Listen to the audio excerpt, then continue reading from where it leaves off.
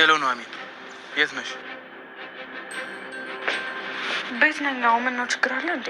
አዎ ችግር አለ ኑሐሚን፣ ቤታችሁ አካባቢ ነኝ። አሁን ላገኝሽ እችላለሁ? ምን ተፈጥሮ ነው? ቆይ መምጣት ትችያለሽ ወይ እያልኩሽ እኮ ነው ኑሐሚን። አዎ እችላለሁ፣ ግን ደግሞ ምን? ናሆም አንድ ላይ ካየን ሊናደድብን ይችላል። ግን ደግሞ ይሄን ያህል ከፈለግከኝ በቃ መምጣት እችላለሁ። እሺ በቃ እጠብቅሻለሁ። እሺ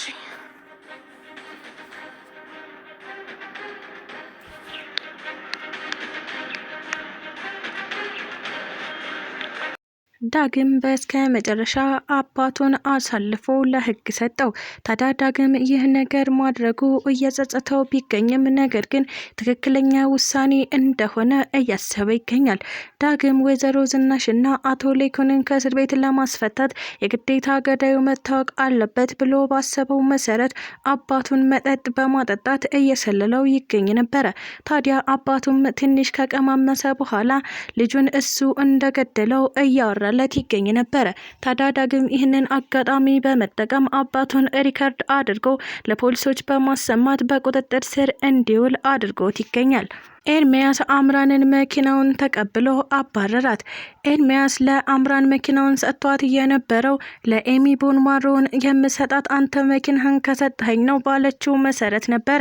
ታዲያ ኤርሚያስ አሁን ላይ አምራን የድርጅቱን 80% መጠየቋን ሲሰማ ከሁለቱም እየከፈለች እንደሆነ ሲያውቅ አሁን መኪናውን በመምጠቅ ገና ጎዳና ላይ ትወድቂያለሽ፣ ያንቺን መጨረሻ እያሳየኝ ሲል ነበረ ከመኪና ውስጥ አገማጥሎ እንድትወርድ አድርጎ የወረወራት። ታዲያ አምራንም ኤርሚያስ ምንም ነገር ብታደርግ አይደንቀኝም፣ አሁን ከአንተ በላይ ሀብታሟ እኔ ነኝ እያለችም ትገኝ ነበረ። ወይዘሮ ዝናሽና አቶ ሌኩን ከእስር ቤት ሊወጡ እንደሆነ ኤሚ ስትሰማ እጅግ በጣም ደስተኛ ሆና ትገኛለች። ታዲያ ለዚህ ሁሉ ቅንብር ምክንያቱ ደግሞ ዳግም መሆኑን ስታውቅ በዳግም አባት መታሰር ብታዝንም ነገር ግን እናትና አባቷ በነፃ ሊለቀቁ እንደሆነ ስታውቅ ግን ደስታዋን መቆጣጠር አልቻለችም። ሰላም ጤና ይስጥልኝ ውድና የተከበራችሁ ቤተሰቦች እንዴት ናችሁ? እግዚአብሔር ይመስገን እኔ በጣም ደህና ነኝ። በያላችሁበት ሰላማችሁ ይብዛ እያልኩኝ እንኳን ወደ ቻናሌ በሰላም መጣችሁ። ለዚህ ዩቲዩብ ቻናል ደግሞ አዲስ ከሆናችሁ ላይክ፣ ሼር፣ ሰብስክራይብ እያደረጋችሁ ቤተሰብ ሆኑ። እንዲሁም ደግሞ ሀሳብ አስተያየትም ካላችሁ ኮሜንት ላይ አሳውቁኝ። ለዛሬው ደግሞ ኑሐሚን ፊልምን ክፍል 91 ይዤላችሁ መጥቻለሁ። እስከ ቪዲዮ ፍጻሜ አብራችሁን ቆዩ። ኤርሚያስ ወደ ኑሐሚን ስልክ በመደወል ላገኘሽ እፈልጋለሁ ብሏት ነበረ። ታዲያ ኑሐሚንም ምንም እንኳን ናሆምን እንደሚያስቀይመው ብታውቅም አስፈላጊ ከሆነ ላገኘህ ዝግጁ ነኝ ስትል ነበረ የመለሰችለት። እናም ኤርሚያስና ኑሐሚን ተገናኙ። ታዲያ ተገናኝተው ስለ ኤሚ ጉዳይ እያወሩ ይገኙ ነበረ። ማለትም አምራን የኤርሚያስን መኪና እንደወሰደችበት እናም ለኤሚ ግዴታ ቦንማሮ ስለሚያስፈልጋት የማልከፍለው ዋጋ የለም እያለ እያስረዳት ይገኝ ነበረ።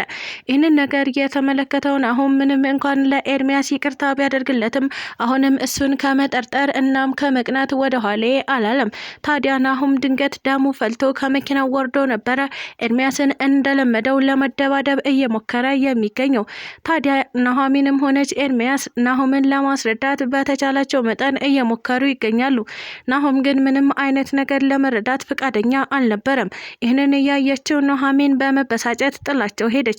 ታዲያ ኤርሚያስም ተረጋግቶ እባክህ ናሆም ተረጋጋ፣ እኔ ሳወራት የነበረው ስለ ኤሚ የቦንማሮ ጉዳይ ማለትም አምራን የኔን መኪና እንደወሰደችብኝ ነበረ ለኑሐሚን ስነግራት የነበረው ሲል አስረዳው። ናሆምም ይህንን ነገር ከሰማ በኋላ ወደ ራሱ ተመልሶ ይቅርታ ኤርሚያስ በማለት በድጋሚ ኤርሚያስን ይቅርታ ጠየቀው። ታዲያ ኤርሚያስም አሁን የድርጅቱን ግማሽ ልትወስ እንደሆነ ሲሰማ አምራንን ቀጥዩ ረጂ ከመኪናዬ በማለት ቀንጥሮ አስወርዶ አሁን ላይ ራይዱን መስራቱን እንደቀጠለ ይገኛል። ታዲያ ኑሐሚንም አያይዛ ቤት ውስጥ አንድ እንግዳ እንዳለ ለኤርሚያስ ልትነግረው እየሞከረች ትገኝ ነበረ። ታዲያ ኤርሚያስም ስለምን እንግዳ ነው የምታወሪው? ማን ያለው እንግዳ? አሁን ላይ እያሳሰበኝ ያለው የኤሚ ጉዳይ ነው፣ ሌላ ምንም ነገር ማሰብ አልፈልግም እያለ ቢነግራትም ኑሐሚን ስለ ልጁ ስለ ሚጣ ልትነግረው ነበረ። ታዲያ በድንገት ናሆም ተከሰተና ምንም ነገር ሳትነግረው ወደ ቤቷ ተመልሳ ሄደች። ዳግም የአባቱ ጉዳይ እጅግ በጣም ቢያስጨንቀውም ነገር ግን በጥፋቱ መቀጣት ይኖርበታል ብሎ በማሰብ አባቱን አሳልፎ ለሕግ ሰጥቶት ይገኛል። ታዲያ አባቴ መቼም ይቅር አይለኝም የሚለው ዳግም ይህን ነገር ማድረጉ እየጸጸተው ይገኝ ነበረ። ወደ ቤትም በመመለስ አባቴን ለሕግ አሳልፌ የሰጠሁት ማለትም አሳሰርኩት፣ አባቴ ነው ወንጀለኛው ሲልም እየነገራቸው ይገኝ ነበረ። ናሆምና ኑሐሚን ደግሞ እንዴት እንደዚህ አደረክ ማለትም እንዴት አወክ ሲሉ ጠይቀውት ይገኛሉ።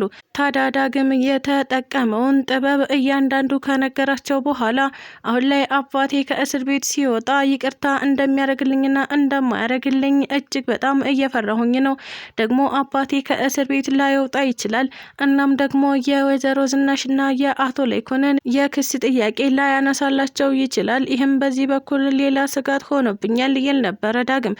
ታዲያ አባትህን እባክህ እንለምነው ያለው ናሆምም ወደ አባትህ በመሄድ እንድትለምነው እፈልጋለሁ፣ ካልሆነ ደግሞ እኔም ሄጄ መለመን እችላለሁ ሲል ነበረ እያማከረው የሚገኘው። ታዲያ ዳግም ናሆምና ኑሐሚን ባሉት መሰረት ወደ አባቱ ሄዶ ይገኝ ነበረ። አባዬ እንዴት ብዬ አይንህን እንደማየው አላውቅም፣ በጣም ፈርቻለሁ፣ በጣም ይቅርታ አድርግልኝ፣ ነገር ግን ወንጀል ፍትኋን ታገኝ ዘንድ ግድ ነው፣ ለዛም ነው አሳልፌ የሰጠሁ፣ እባክህ አባቴ ይቅርታ አድርግልኝ ይለው ነበረ። ታዲያ አቶ ሰንባም በልጁ በዳግም ጥያቄ እጅግ በጣም ደንግጦ ልጄ አንተ ምንም አላጠፋህም፣ እኔ እኮ ወንጀለኛ ነኝ፣ ስለዚህ ለወንጀሌ መቀጣት ይኖርብኛል፣ እናም በጥፋቴ ነው የታሰርኩት፣ እባክህ አትዘን ሲል ነበረ እየመለሰለት የሚገኘው። ዳግምም ይህንን ቃል ሲሰማ ፈገግ ካለ በኋላ አባዬ የምር አልተቀየምከኝም? የእውነትህን ነው ሲል ነበረ እየጠየቀው የሚገኘው።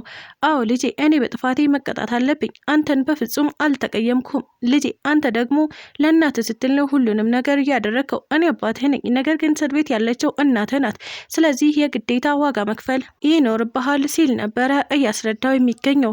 ዳግምም በዚህ ነገር ደስተኛ ሆኖ አባዬ ከዛም በተጨማሪ አንድ ነገር ላስቸግርህ ሲል ነበር አባቱን እየጠየቀው የሚገኘው።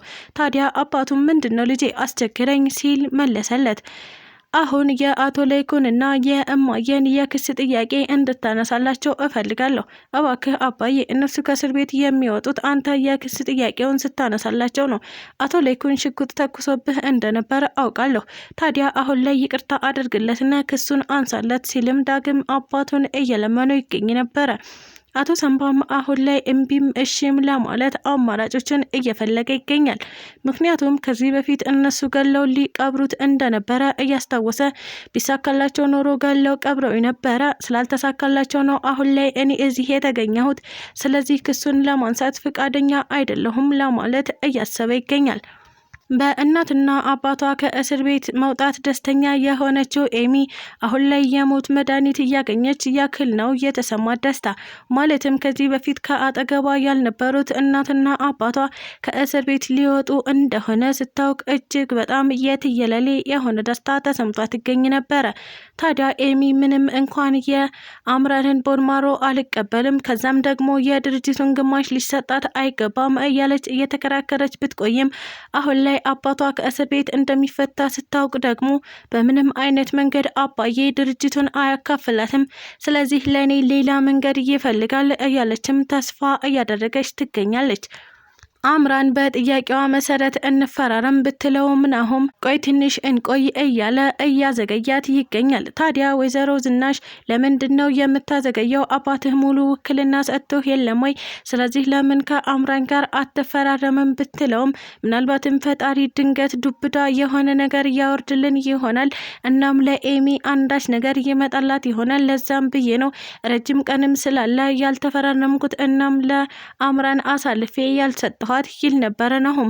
ታዲያ ወይዘሮ ዝናሽ ምንም አዲስ ነገር አትጠብቅ፣ በምንም አይነት መንገድ ታሪክ ይቀየራል ብለህ አትጠብቅ፣ አሁኑኑ ተፈራረምና ሕክምናው ይካሄድ ስትል ነበረ ለልጇ እየነገረችው የምትገኘው። ስለተከታተላችሁኝ እጅግ አድርጌ አመሰግናለሁ። ለቻናሌ ደግሞ አዲስ ከሆናችሁ ላይክ፣ ሼር፣ ሰብስክራይብ እያደረጋችሁ ቤተሰብ ሁኑ። እንዲሁም ደግሞ ሀሳብ አስተያየትም ካላችሁ ኮሜንት ላይ አሳውቁኝ። ኢትዮጵያ ለዘላለም ትኑር እያልኩ ሰናበታችኋለሁ።